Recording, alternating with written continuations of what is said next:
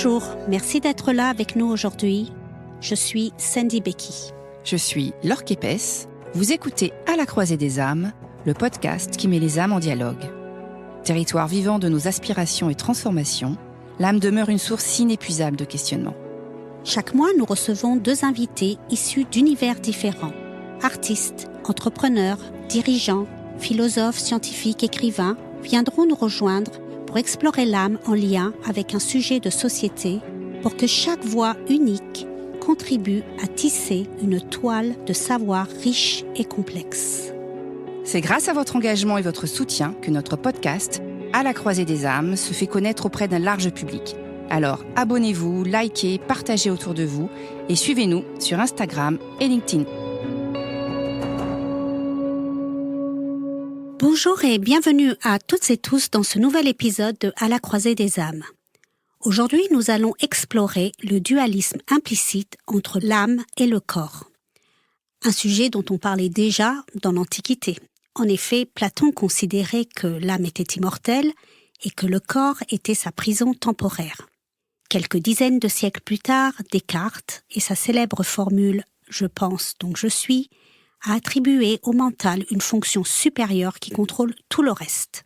Aujourd'hui, les neurosciences réinterrogent cette dichotomie. Par exemple, elles s'intéressent à l'axe intestin-cerveau et confirment les liens entre alimentation, microbiote et santé mentale.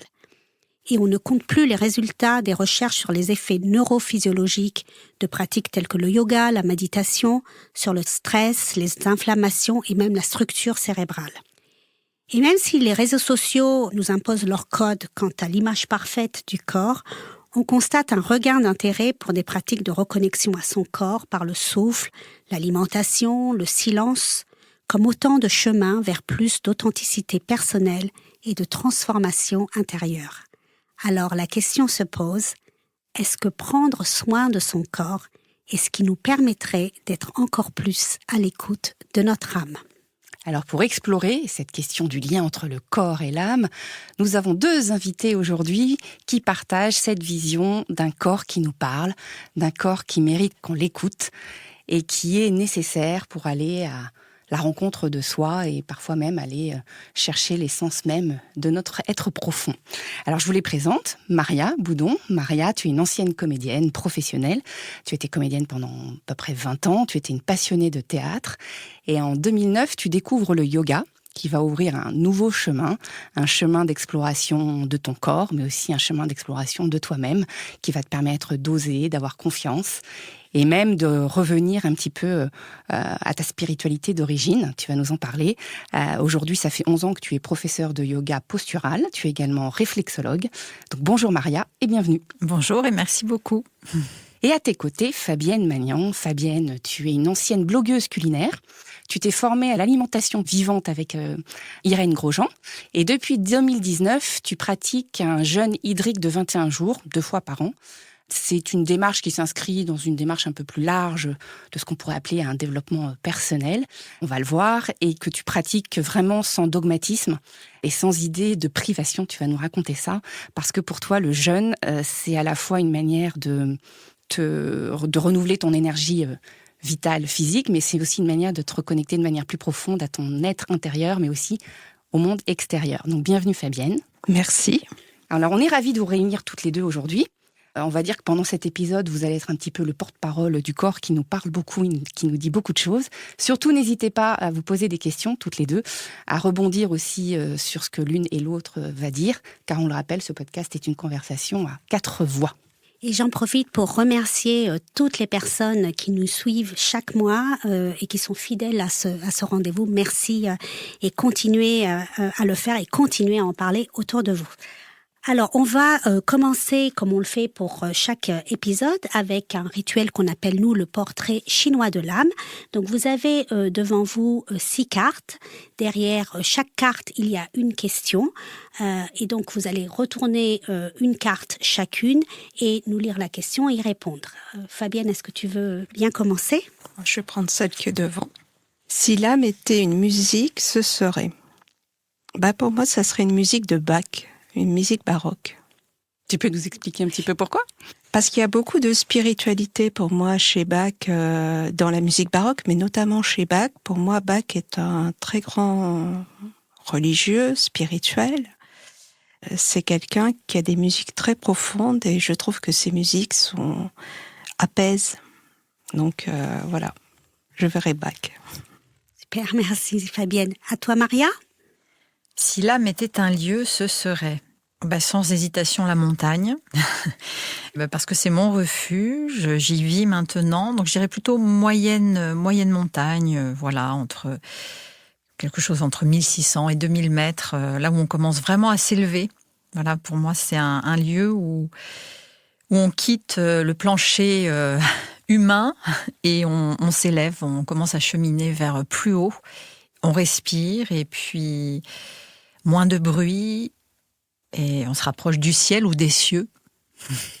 Ah bah, tu n'es pas la première à nous citer la montagne comme aussi lieu d'élévation. Donc c'est bien, il y a des fils rouges entre nos épisodes.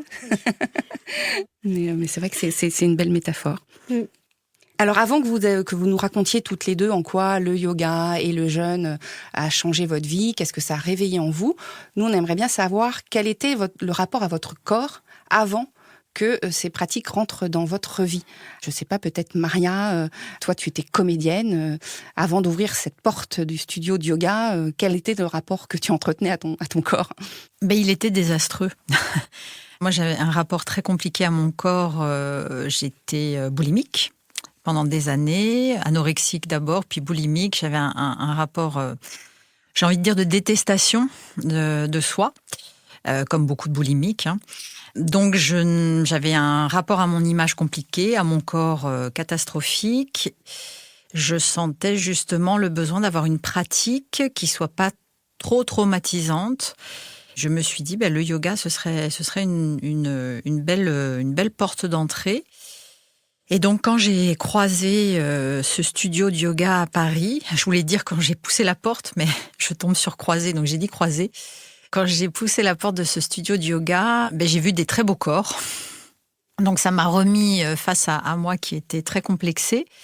Et puis, en fait, le yoga m'a emmenée très vite dans les couches les plus profondes de moi. Et petit à petit, j'ai commencé à avoir une autre image de mon corps et de moi-même. Voilà. Et toi, Fabienne ? Je crois que c'est les problèmes de santé de quelqu'un qui m'était proche, qui m'ont amené à m'interroger sur le corps, sur l'alimentation. Je m'y étais pas réellement intéressée. Là, face à ça, j'ai commencé à m'y intéresser. Alors c'est vrai que je souffrais depuis plusieurs années de bronchite asthmatiforme.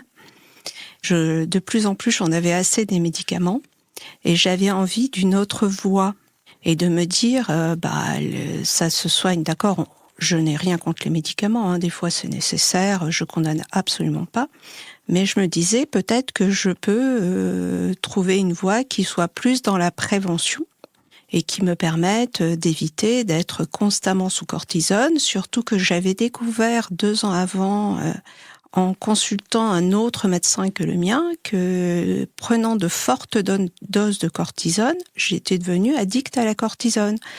Sans le savoir, ce qui fait que mon corps, je retombais sans cesse malade pour recommencer des cycles de cortisone.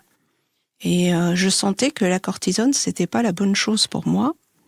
Et donc là, j'ai commencé à essayer de voir, de chercher. Donc, comme beaucoup de gens à l'époque, il est tombé malade vers juillet 2019. Donc là, j'ai commencé à regarder beaucoup de choses, à chercher sur YouTube. Mmh. Il y avait beaucoup de choses sur YouTube. J'ai découvert Irène Grosjean, mais pas que, qui proposait une autre alimentation, une autre vision du corps qui était beaucoup plus extrême. C'est pas une critique, c'est un constat que là où j'en étais moi, puisque Irène Grosjean, elle était vraiment sur une alimentation, je parle au passé puisqu'elle est décédée, elle était sur une alimentation extrêmement vivante et plutôt composée de fruits. Est-ce que tu peux nous dire ce qu'est une alimentation vivante ? Une alimentation vivante, c'est de manger des fruits ou des légumes Alors, chez Irène Grosjean, ça se limitait aux fruits et légumes, crus. Cru, oui. Voilà.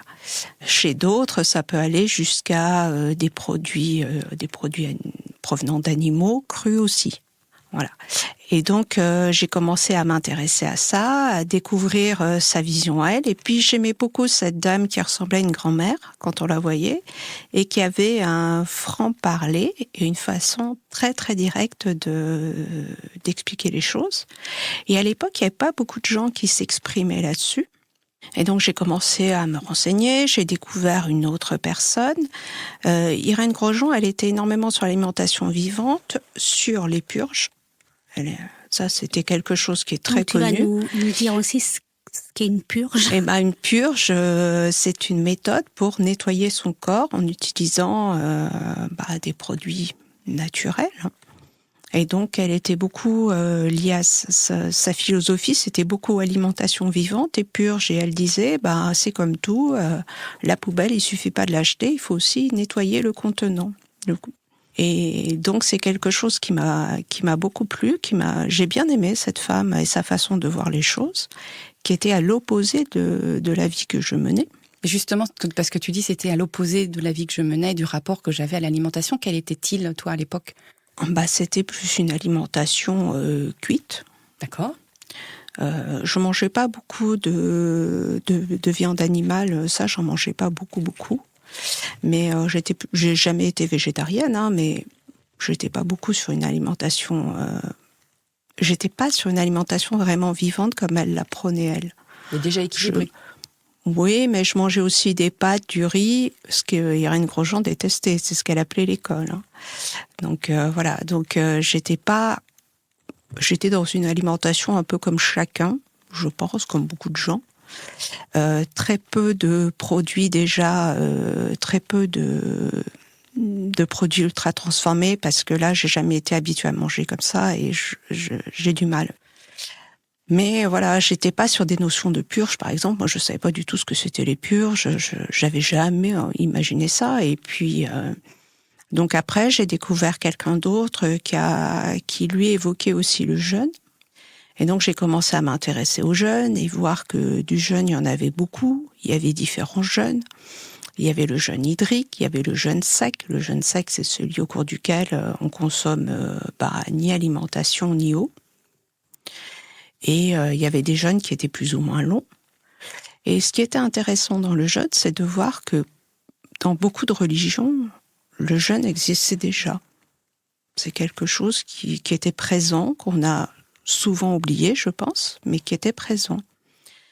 Donc là, j'ai commencé un peu à creuser le jeûne. J'ai testé un premier jeûne de 21 jours en fin novembre, début décembre 2019. Ah, t'avais jamais fait de jeûne et toi, tu commences direct 21 jours. Oui, il n'y a pas de risque.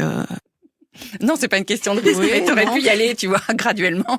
Non. Et d'ailleurs, tu vas nous dire en quoi consiste ce jeûne hydrique de 21 jours. Alors, le jeûne hydrique de 21 jours, le premier, on l'avait fait à 2.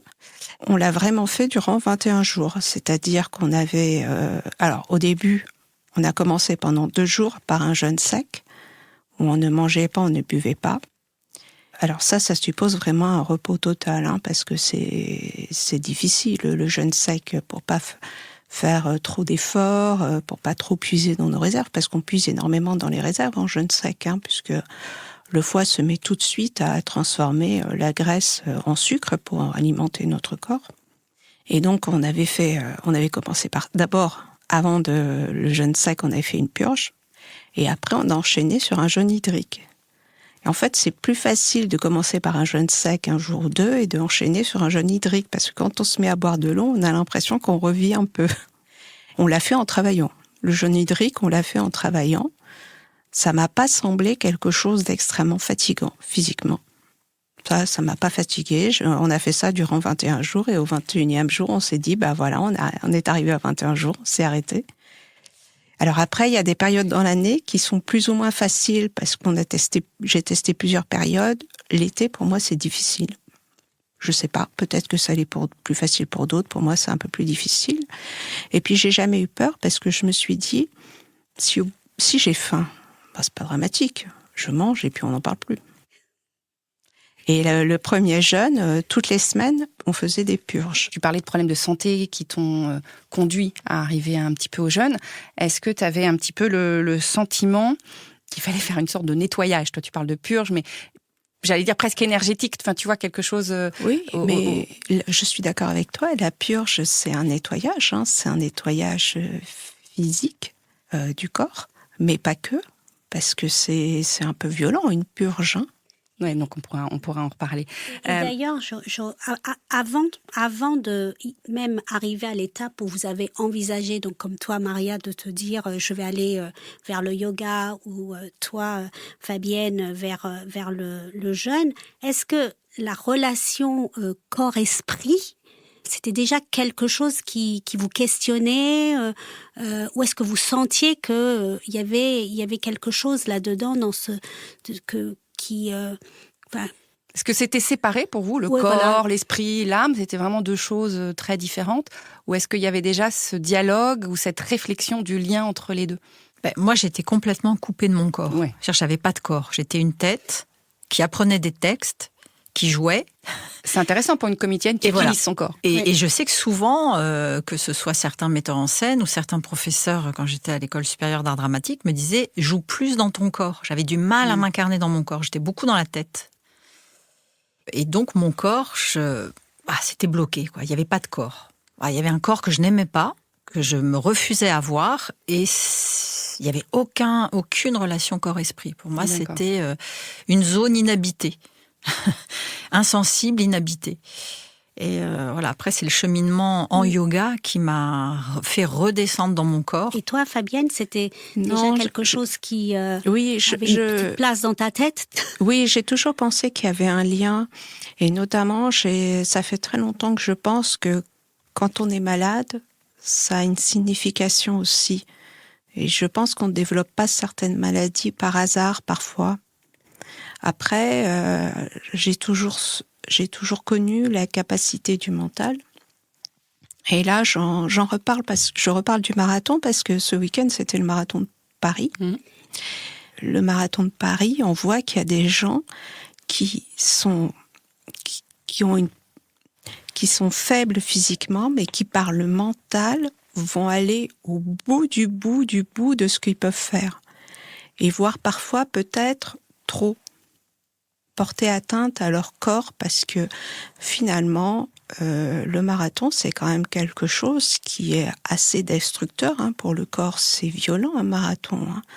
Et je suis impressionnée dans le sens où ici, je pense qu'il faudra qu'à un moment, ils se reconnectent entre leur âme et leur corps, parce que là, ils sont en train, par le mental, de se pousser un peu trop à l'extrême. Parce que c'est de la performance là qu'on cherche.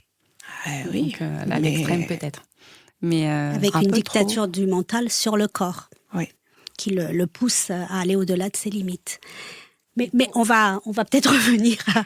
Oui, non, mais parce que alors c'est intéressant, Maria, quand tu dis que toi tu n'avais pas de corps, en tout cas tu n'étais pas connectée à ton corps. Donc quand tu passes cette porte du studio de yoga à Paris et que tu découvres, je crois, d'abord le vinyasa, tu vas nous en parler. Tu nous as expliqué en préparant cet épisode que là, que tu découvres que tu as un corps, mais tu découvres d'abord que tu as un corps parce que tu as mal partout. Est-ce que tu peux nous dire ce que ça a réveillé en toi, peut-être, d'abord la première fois, et puis au fur et à mesure? Déjà, ça a été un vrai coup de cœur. C'est-à-dire que je me suis sentie vivante pendant 1h30 de cours. Je me suis dit, wow, c'est absolument extraordinaire. Je respire, je ressens tout. Et effectivement, le lendemain et le surlendemain, je pouvais à peine marcher parce que mon corps n'avait jamais bougé comme ça.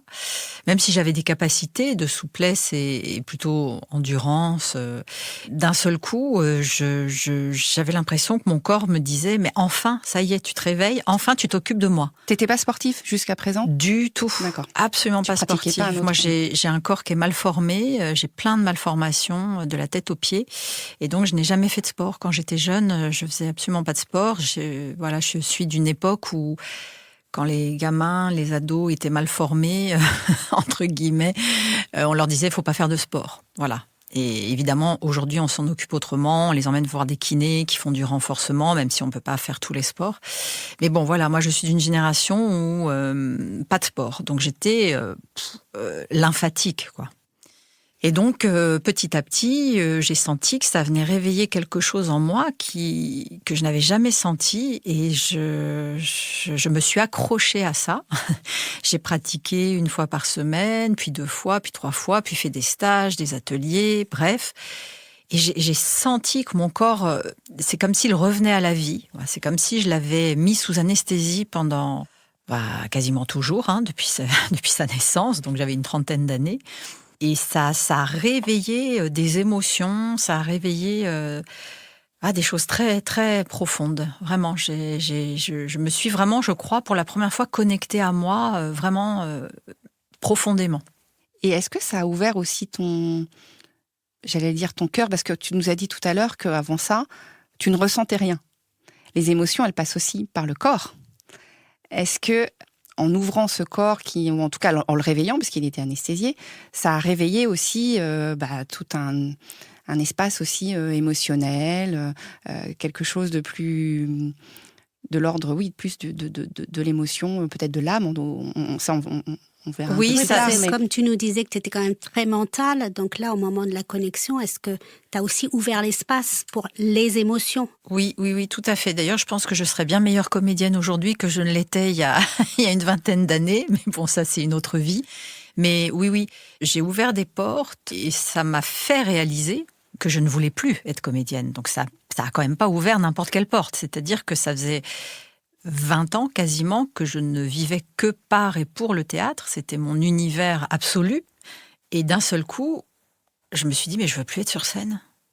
Et alors ça a été un choc, parce que mais qu'est-ce que je vais faire d'autre? Moi, je n'ai fait que du théâtre. Et plus je pratiquais, moins j'avais envie d'être sur scène. Et pourtant, j'étais sur un très beau projet. Une tournée, on faisait les théâtres nationaux et ça se passait bien.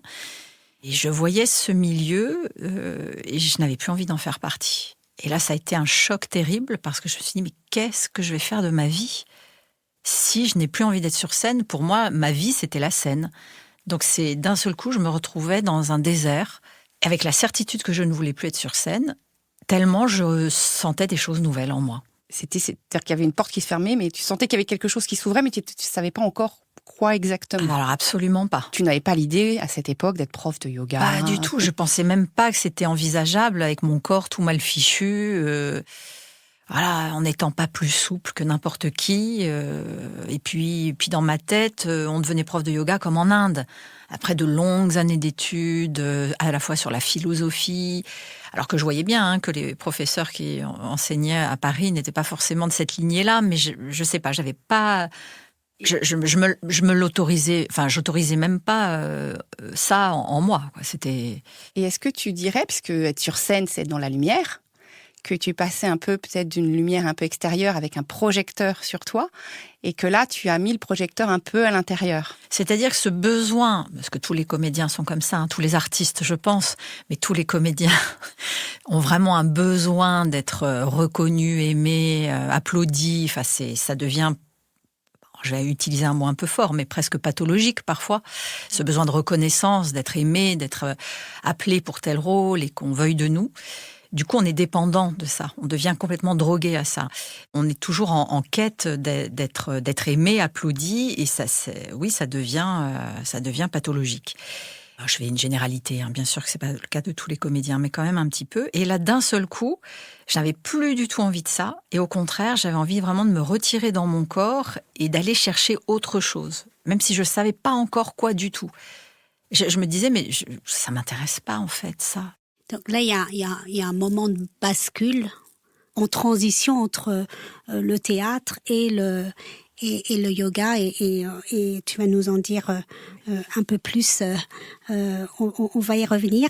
Je voulais revenir vers toi, Fabienne, parce que c'est vrai que tu nous dis en décembre 2019, c'est ça, tu fais ce jeûne et hop, 21 jours, ce qui est quand même, je pense que tout le monde qui écoute cet épisode doit se dire waouh. Et j'imagine que, et tu l'as dit un peu quand même, on passe par différentes étapes, et je dirais même peut-être différents états d'âme. Comment on se prépare à entrer dans cette démarche et aligner son corps et son esprit sur quand même une décision qui est pas une petite décision, quoi. En fait, ce jeune-là, je l'ai pas préparé mentalement. Les suivants, oui, mais celui-là, je l'ai pas du tout préparé mentalement. Il s'est imposé comme si j'en avais vraiment besoin de faire un reset. C'est ton corps qui a appelé. Et probablement. Et d'ailleurs, je n'ai plus jamais fait après. Je ne dis pas que ça sera le cas de chacun, hein, mais je n'ai plus jamais fait de bronchite asthmatiforme. Il m'arrive d'avoir des bronchites, mais j'ai plus des bronchites asthmatiformes. Et je n'ai plus jamais pris de médicaments excessifs ou trop forts. Je pense qu'il s'est imposé un peu à moi. Je suis instinctive et donc le jeûne, je me suis dit que j'allais essayer. Je m'y suis lancée et sans savoir ce que chaque jour allait donner, parce qu'en fait, chaque jour est une nouvelle découverte. La première fois qu'on fait un jeûne, la purge, je savais pas du tout ce que c'était non plus. Il y a 3 purges dans le jeûne, donc je savais pas non plus ce que c'était. Je l'ai découvert au fur et à mesure, et les choses se sont imposées au fur et à mesure. Et donc, il y a un regard qu'on a sur son corps, sur comment on se sent mentalement, physiquement. Et peu à peu, je me suis rendu compte qu'on se sent bien et que on prend de plus en plus on se sent plus légère, plus léger, mieux. Il y a des choses que j'analyse aujourd'hui avec le recul, mais sur le moment, c'était même plutôt agréable. Je trouvais qu'il y avait des moments où j'étais d'une efficacité redoutable en matière de perception, dans l'intuition, dans la façon d'écouter les personnes, de raisonner. Je trouvais que j'avais des idées beaucoup plus claires, que mon mental était beaucoup, beaucoup plus clair. Et il n'y a pas une euphorie, mais presque. Il y a un moment où je me suis sentie un peu autre.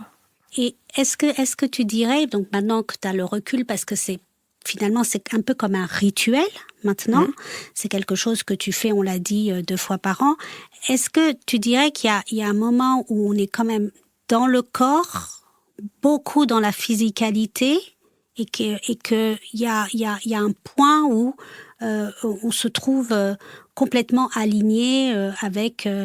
on trouve cet alignement entre le corps, l'esprit. Oui, alors ça peut varier, hein, mais c'est souvent autour du 14e jour à peu près. Donc aux 2/3. Oui, à peu près. Hein. C'est ce que j'ai constaté. Hein.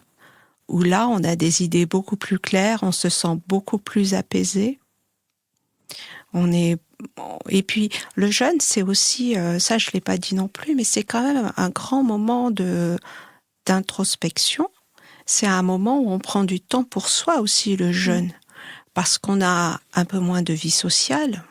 C'est difficile d'avoir une vie sociale. Le regard des gens est quand même pas toujours. Je dis pas qu'il est pas bienveillant, mais il est toujours. Mais tu risques pas tu vas tomber malade parce que tu manges plus, c'est impossible de plus manger. Enfin bon, voilà.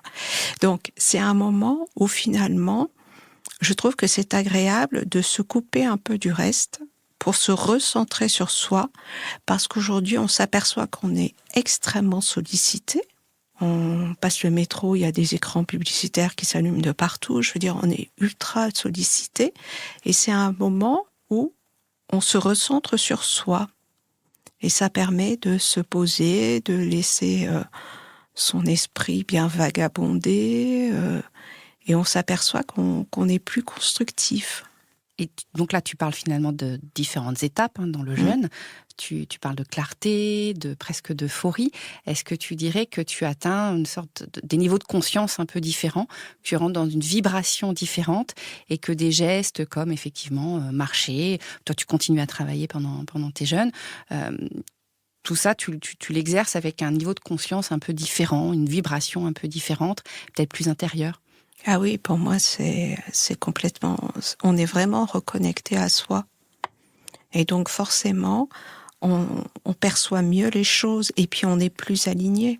Donc un silence digestif qui crée un silence intérieur. Ah ouais, mais on est beaucoup plus aligné avec soi aussi. Et puis, les choses nous apparaissent. Il y a des choses qu'on peut, des fois, quelques mois avant, je réfléchissais à certaines choses, je trouvais pas vraiment de solution. Et tout d'un coup, quand, je dis pas de faire un jeûne pour chercher des solutions, mais tout d'un coup, au cours du jeûne, il m'arrive de me dire, ah mais oui, mais ça, il faut le faire comme ça, comme ça. Et les choses viennent et les réflexions se font et les idées s'enchaînent les unes après les autres parfois. Et tu disais que je ne l'ai pas préparé le premier jeûne mentalement, Ouais. mais les autres, oui. Oui. Donc aujourd'hui, tu les prépares différemment. Même si chaque jeûne, tu nous as expliqué, était différent. Ah oui, chaque expérience est différente. Alors en fait, j'ai fait un premier jeûne qui a été extraordinaire parce que je pense aussi que ce qui était extraordinaire, c'était la découverte. Cette découverte, elle ouvre sur un autre monde, mais qui est soi en fait. Et j'ai fait un second jeûne suite à ça, qui s'est très bien passé. Et puis, j'ai voulu refaire un jeûne plus court, en été, et là, une catastrophe, j'y suis pas arrivée.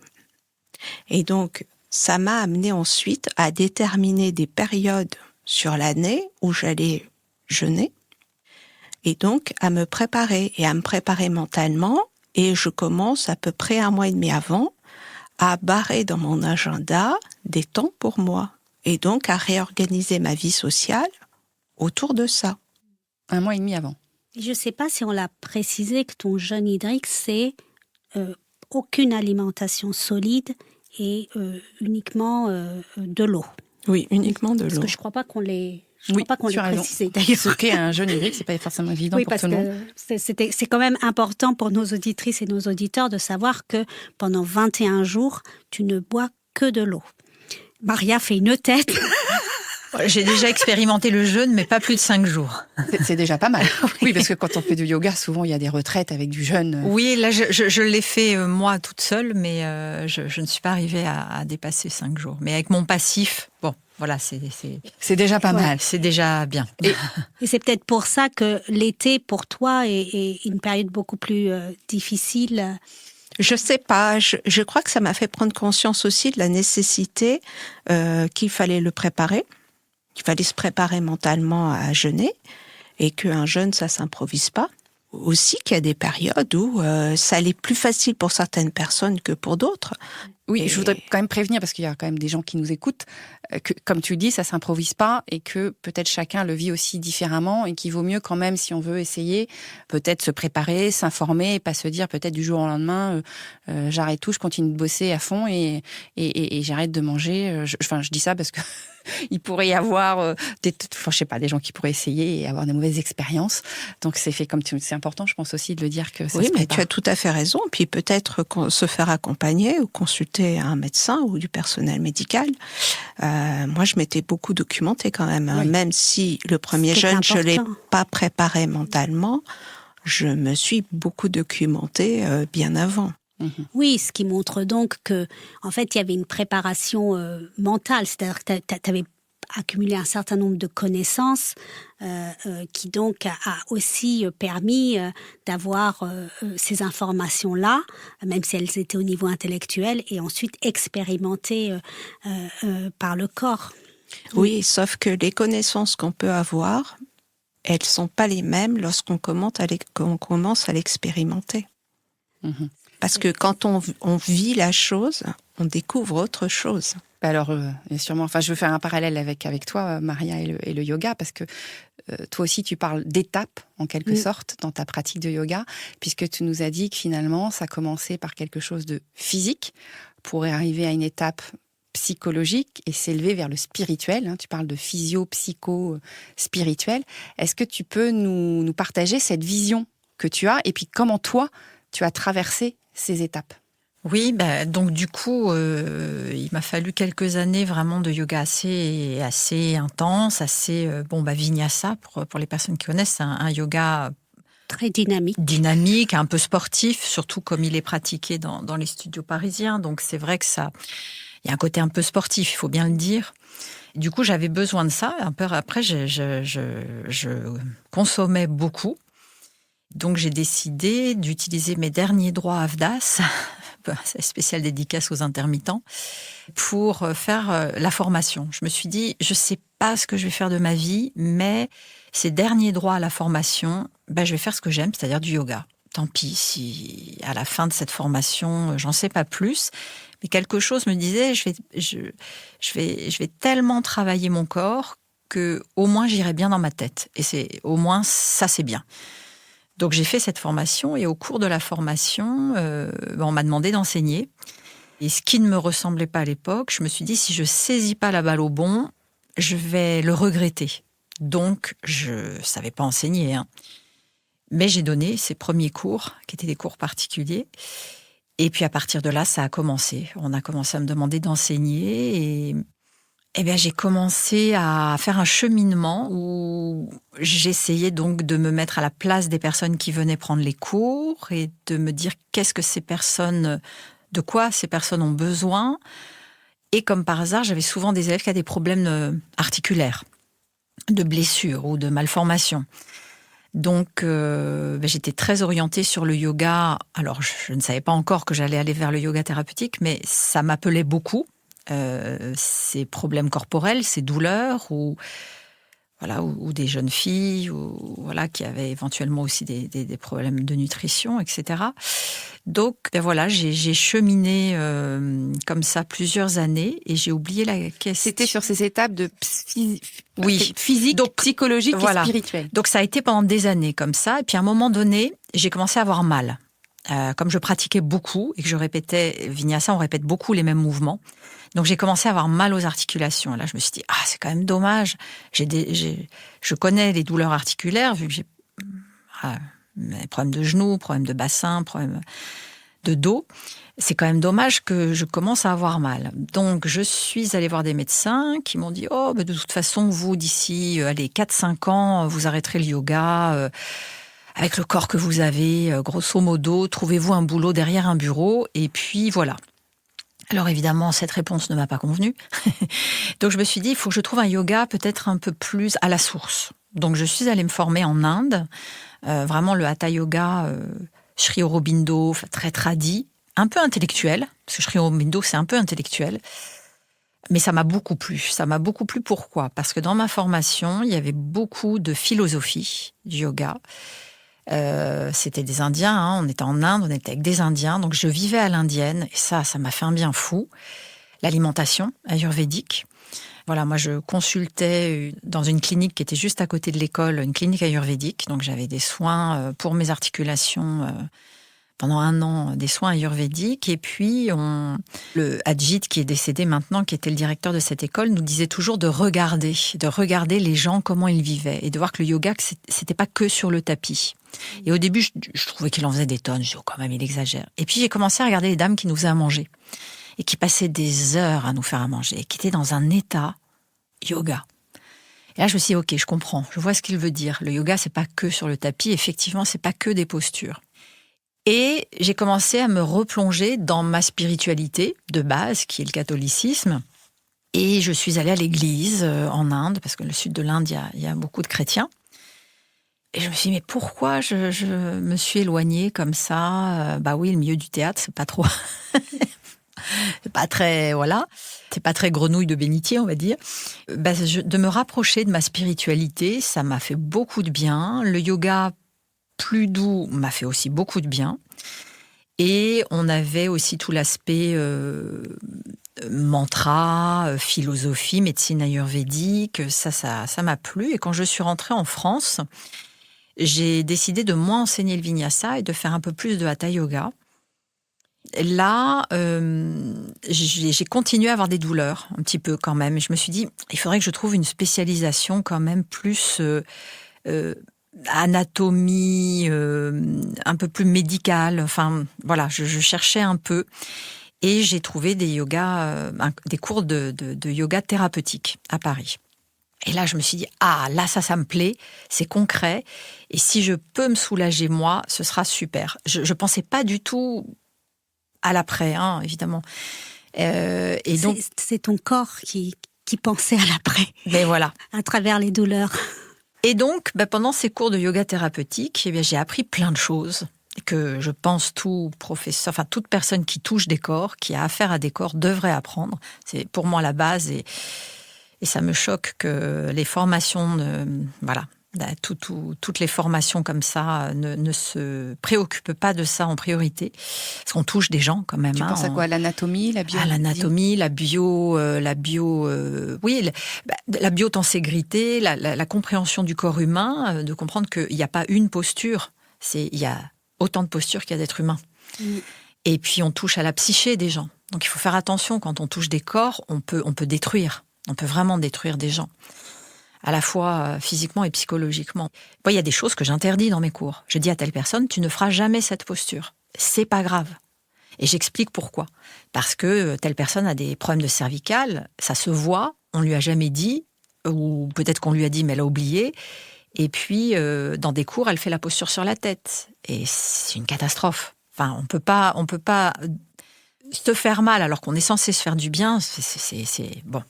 Je trouve que c'est un peu la catastrophe, mais je comprends pourquoi il y a des médecins et des kinés qui aujourd'hui disent ne faites pas de yoga. Je suis d'accord. Il vaut mieux ne pas en faire certaines fois. Et donc j'ai continué ce yoga thérapeutique et je me suis soulagée toutes mes douleurs. Je n'avais plus mal nulle part. J'ai passé ma vie avec des douleurs de genoux, vu que mes genoux sont mal formés, je n'ai plus de cartilage aux deux genoux. Et j'ai toujours refusé de me faire opérer. J'avais peur d'avoir des prothèses, en fait. C'était pas tellement du courage, c'est que j'avais peur d'avoir des prothèses. Et puis, je n'avais plus mal aux genoux pour la première fois de ma vie. Et là, je me suis dit, mais c'est une renaissance. Mais comment c'est possible? Donc, j'ai continué d'expérimenter. Et ce goût de la non-douleur m'a amenée à faire du sport. Et j'ai commencé à devenir sportive.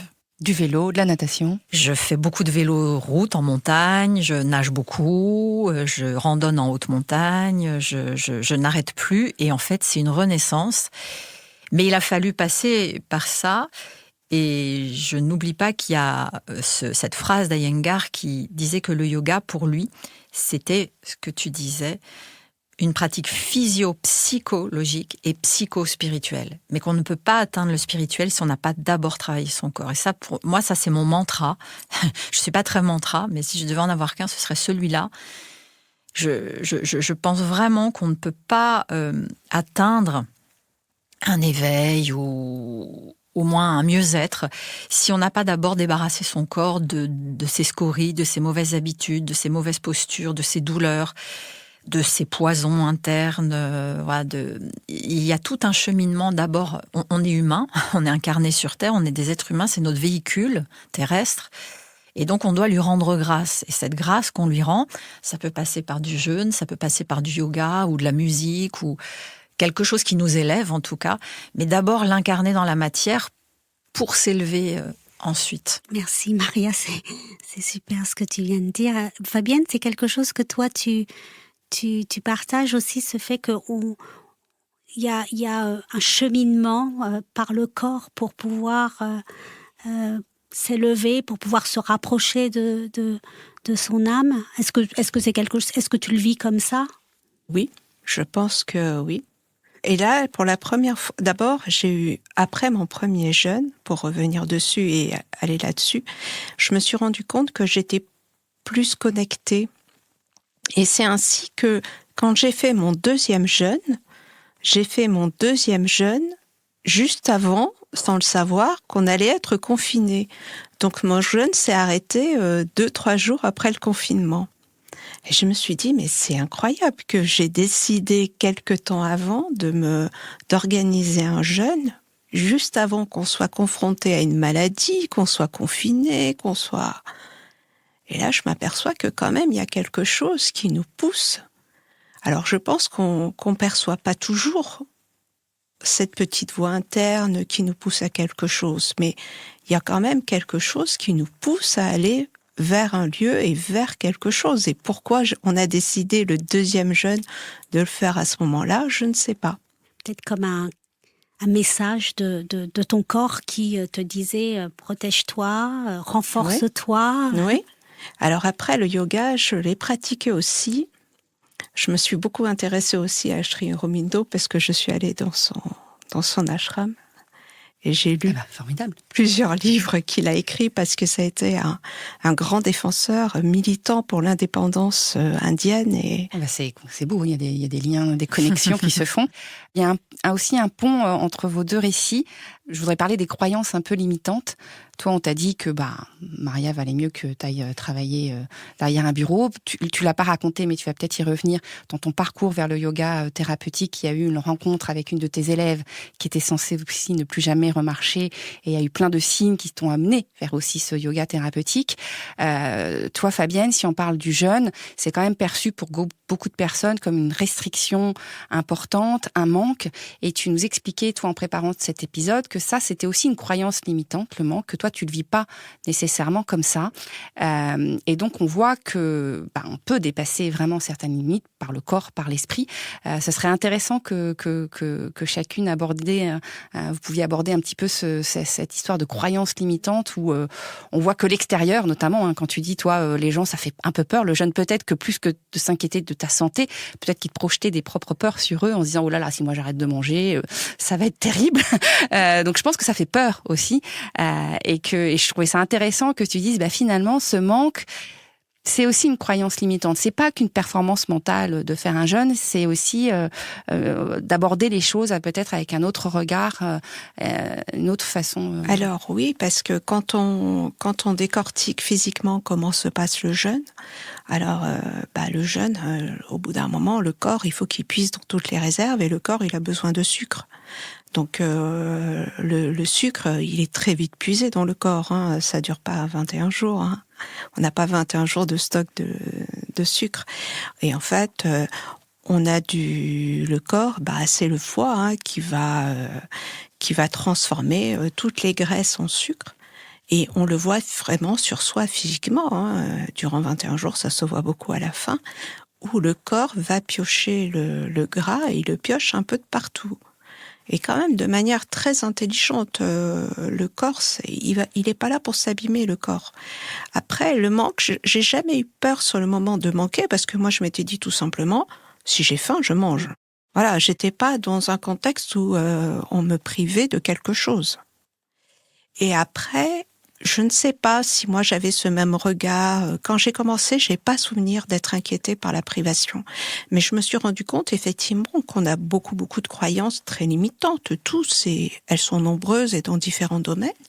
Et en fait, déjà là, on s'aperçoit que on mange pas, c'est ok. On meurt pas. Enfin, je suis pas morte parce que j'ai pas mangé. 1 jour, 2 jours, 3 jours, 4 jours, et les jours s'enchaînent comme ça. Et après, je me dis, mais si c'est pour l'alimentation, je manque pas. Mais la vie, on a peur de manquer, mais pas que d'alimentation. Et au fur et à mesure des jeûnes, je m'aperçois qu'il y a beaucoup de choses où on a peur de manquer. Et en fait, non. Et c'est la même chose sur l'amour de soi, l'amour des autres. Et on s'aperçoit que quand on commence vraiment à s'occuper de soi, parce que le jeûne, c'est aussi s'occuper énormément de soi. Et on s'aperçoit que, de toute façon, sur les autres, on n'a aucun pouvoir. La seule personne sur laquelle on a du pouvoir, c'est soi. Donc, à partir du moment où on se dit, je vais prendre soin de moi, je vais m'occuper de moi, le regard des autres aussi change. Les gens s'aperçoivent de l'extérieur que, on s'est occupé de soi, on est mieux, on est plus apaisé.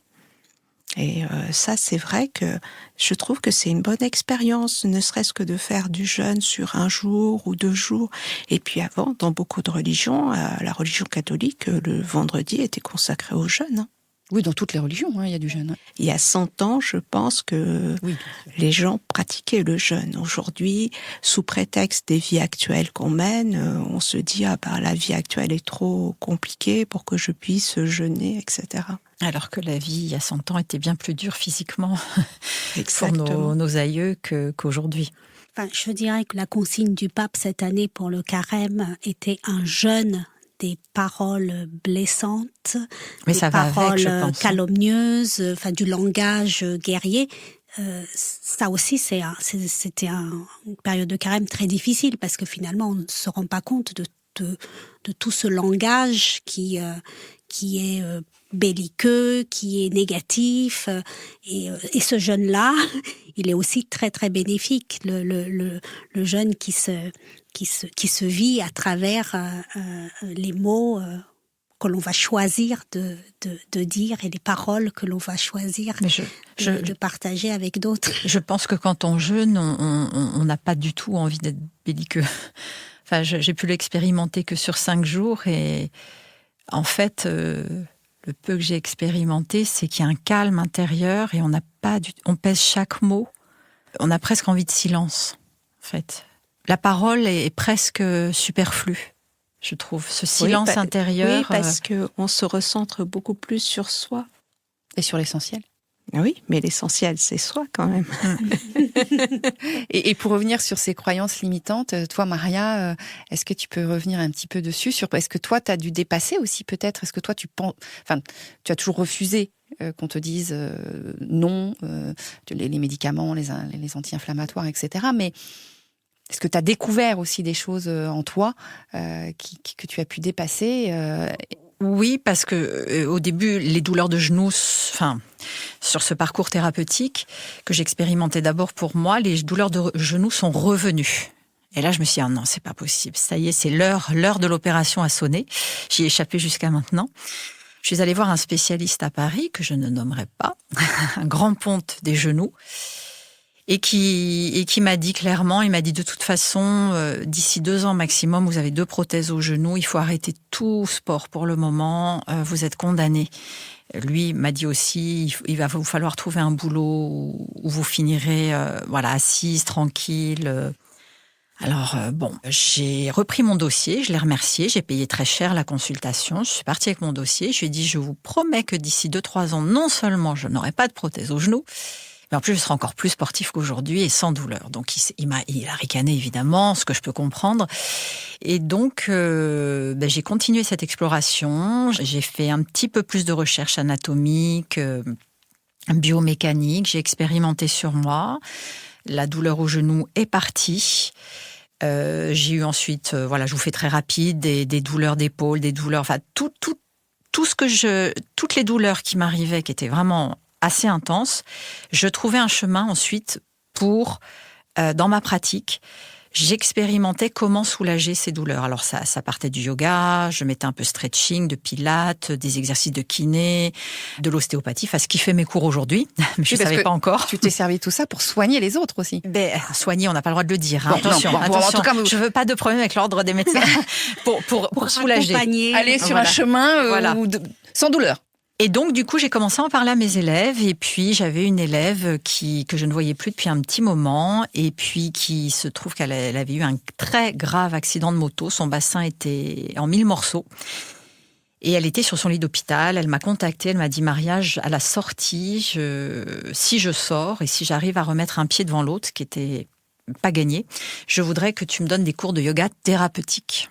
Et comme c'était un peu sa bouée, je me suis dit, je ne peux pas lui briser ce rêve-là. Donc, je lui ai dit, oui, bien sûr.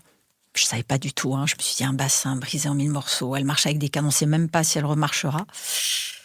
Et puis, quand elle est sortie de ces mois d'alitement, elle m'a appelée. Et donc, on a repris, mais vraiment le b.a.-ba, bouger des orteils. Et puis, je me suis beaucoup documentée. Bref, ça a duré des années. Elle marche maintenant plus que jamais. Et elle voyage dans le monde entier, elle fait plein de choses, du vélo, de la marche à pied. Enfin bref, il n'y a que la course, elle n'a pas eu le droit de reprendre. Mais cet élève-là m'a amené ensuite plein d'élèves. Enfin, il y a vraiment eu un jeu de circonstances, on va dire le hasard, mais des synchronicités. Voilà, on va dire que le hasard n'existe pas, mais on peut le dire, on a le droit. Donc cette première élève, pareil, je voulais pas la laisser. Je me suis dit, elle a tellement foi en ses cours que je peux pas l'abandonner. Et du coup, ça m'a amené des élèves qui ont Parkinson, des personnes qui ont eu des graves accidents ou des mobilités très entravées, qui ont quasiment plus de mobilité du dos ou des genoux, beaucoup. Et donc aujourd'hui, mes cours ne ressemblent en rien à ce qu'ils étaient il y a 11 ans, 12 ans bientôt. Donc je me suis un peu détachée du mot yoga pour aller plus vers le postural, parce qu'il a bien fallu me démarquer, faire des choix. Voilà, donc aujourd'hui... j'ai des personnes âgées, j'ai des jeunes, j'ai des sportifs. Moi, je reprends la phrase d'Ajit en Inde, tout est yoga. Voilà. C'est ce qu'on y met de soi. Voilà. Et c'est pas ceux qui font toutes les postures sur Instagram qui font plus de yoga que d'autres. C'est la foi, l'âme qu'on met dans ce qu'on fait, pour reprendre votre mot, ce mot qui nous relie ici. C'est l'âme qu'on met dans ce qu'on fait. On peut être PDG de n'importe quelle boîte et être en état yoga, en conscience de ce qu'on fait. Et voilà. Justement, donc, quand on parle de l'âme que l'on met dans ce qu'on fait, dans ce qu'on est, pour se relier aux autres, votre cheminement à l'une et l'autre, comment il a changé la façon, en dehors du jeûne et du yoga, comment il a changé la façon dont vous vous reliez aux autres et au monde en général? Moi, il y a quelque chose que j'ai toujours... que je vis mieux que je n'ai vécu à une époque, c'est que par moments, je capte les émotions des gens, ce qui n'est pas toujours agréable. Et donc, ça m'a permis de prendre du recul là-dessus et de me dire que c'était une chance de pouvoir capter les émotions et de voir ce que je ressentais et de voir ce que les gens ressentent aussi. Ça fait... Et ça, je m'en aperçois de plus en plus. Voilà, c'est quelque chose que je vivais pas toujours très bien, de capter les émotions des gens. Parce que on se voit un peu voyeur. Enfin, moi, je me percevais un peu comme voyeuse des personnes. Alors, par contre, c'est très rare que je dise à quelqu'un que je sais ce qu'elle ressent. Ça, je le dis pas. J'ai pas assez d'intimité, des fois, par rapport aux gens dont je ressens l'émotion, donc je capte l'émotion pour pouvoir lui dire tiens, je ressens ça, etc. Mais je vais évoquer des choses et la personne me dit « Ah, c'est incroyable, vous me comprenez, vous... » Donc ça a développé cette acuité émotionnelle, Oui. Moi, je parlais d'intuition. Mais... Oui, une intuition, mais c'est comme... Empathie. Oui, mais capter les émotions, c'est un peu comme si les âmes se parlaient l'une à l'autre. C'est un peu ce sentiment. Comme un canal invisible. Oui, c'est ça. De toi à cette personne. Et toi, Maria ? Moi, je dirais que cette hyper-empathie que j'avais, cette hyper-émotivité, empathie que j'avais en étant comédienne, elle n'est plus tournée vers moi, mais elle est vraiment au service des êtres qui viennent à mes cours, ou comment les soulager, ou même s'ils n'ont pas de douleur, mais vraiment de me mettre au service d'eux, à l'écoute d'eux et au service d'eux. Et ça, c'est un vrai changement de registre quand on a passé sa vie à être sur scène, où on est assez nombriliste, in fine, même si c'est aussi beaucoup de sensibilité et d'empathie, mais elle est tournée un peu vers soi. On a besoin qu'on nous regarde, qu'on nous aime, et là, ça a vraiment changé complètement ma façon d'être avec les gens et dans la vie, dans la société. Un peu comme ce qu'on disait avec Fabienne, empathie, un peu un yoga compassion ou... Oui, il y a de ça, mais par contre, je vais pas mettre de mots. Alors, voilà, j'enseigne un yoga qui est beaucoup dans le corps, mais justement, par le corps, les choses vont s'ouvrir. J'y mets peu de mots. Il n'y a pas de mantra, il n'y a pas de côté spirituel. Ça, je laisse vraiment les gens très libres de leur spiritualité. Mais du coup, dans mes cours, il n'y a pas cet aspect-là. Même si on fait aussi beaucoup de respiration, d'écoute de son corps. Et donc, il y a des choses qui, dans les discussions, je vois, au début, on parle beaucoup de corps, puis au bout d'un moment, les discussions s'ouvrent sur des choses beaucoup plus personnelles. Et là, je me dis qu'après, c'est plus mon travail à moi. Mon travail s'arrête là. Je veux pas pénétrer dans la spiritualité des gens. On va arriver au terme de cette discussion, mais justement pour parler de spiritualité très rapidement, parce que toi, tu parlais, Fabienne, d'un canal finalement qui s'est un peu ouvert vis-à-vis des émotions. On pourrait dire à quelque chose qui s'ouvre un peu à l'invisible et peut-être à quelque chose de plus grand que nous. Toi, tu as fait un retour un petit peu quand même à ta foi catholique. Est-ce que finalement ce lien au corps que vous avez renforcé vous a ouvert à quelque chose justement d'un peu plus grand que nous? Un peu une dimension sacrée, on pourrait dire. exactement. Oui, parce qu'en même temps, je me suis intéressée à beaucoup de choses. Je me suis intéressée parallèlement à l'alchimie. J'ai beaucoup lu l'alchimie sous forme philosophique. J'ai beaucoup lu aussi, j'ai découvert après son décès aussi Christiane Singer, dont j'ai beaucoup lu de ses textes, qui est une femme d'une grande culture et aussi d'une certaine spiritualité. Et donc, effectivement, on voit qu'on accède à quelque chose de plus grand que soi. Et Christiane Singer, j'ai vu un reportage sur elle qui avait été fait après son décès. Et malgré toute sa philosophie et sa spiritualité, la mort l'a reconfrontée à la réalité. Et ce passage, qui semble parfois n'est peut-être pas si simple que ça non plus, de quitter un monde pour quelque chose qui est un inconnu un peu. Il y a un texte de Christiane Singer qui est très très beau. Merci. Vis ta vie et tu vivras. On mettra cette référence dans la description de l'épisode. Merci Fabienne. Et toi, Maria? Moi, oui, ça m'a vraiment remis dans ma spiritualité. J'étais petite, j'étais dans un établissement catholique, donc j'ai eu toute cette éducation et je m'en étais un petit peu séparée et ça m'a vraiment ces expériences en Inde et puis de réimprégnation ou de réintégration plutôt de mon corps, ça m'a vraiment remise dans mes choix, dans ma foi. Et je pars régulièrement seule en montagne, au marché, pour être seule avec moi-même dans le silence et pour vivre ma foi, seule. Voilà, merci. Pleinement. Merci beaucoup à toutes les deux. Là, on arrive à la fin. Et puis, on a vraiment pu voir à travers vos témoignages qu'il y a quand même un fil conducteur qui est que finalement, en écoutant son corps, on peut accéder à son âme, qui finalement est en tout cas un allié incontournable si on veut s'élever, mais aussi si on est sur un chemin de quête de sens et d'harmonie. Donc, merci pour votre générosité, votre authenticité. Merci à vous. Merci à vous. Et si cet épisode vous a touché, n'hésitez pas à le partager, à mettre 5 étoiles, à vous abonner. Sur les posts Instagram et LinkedIn qui accompagnent la publication de cet épisode, on serait ravis que vous nous partagiez ce qui vous aussi vous aide à établir cette connexion entre votre corps et votre âme. On répond à tous les messages promis. Nous vous souhaitons un bel été à toutes et tous et nous profiterons de la parenthèse estivale du mois d'août pour mettre en rediffusion quelques-uns de nos épisodes. Et nous vous retrouvons en septembre pour un épisode sur l'âme et l'interculturalité. Merci à toutes les deux. Merci à vous deux pour votre invitation et merci également pour d'avoir partagé ce moment. C'était un plaisir. Merci.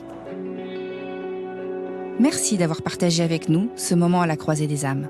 Nous espérons que cette conversation à 4 voix aura fait vibrer votre âme et fait jaillir des étincelles de conscience. Nous vous retrouvons le mois prochain pour un nouvel épisode et d'ici là, restez à l'écoute de votre âme.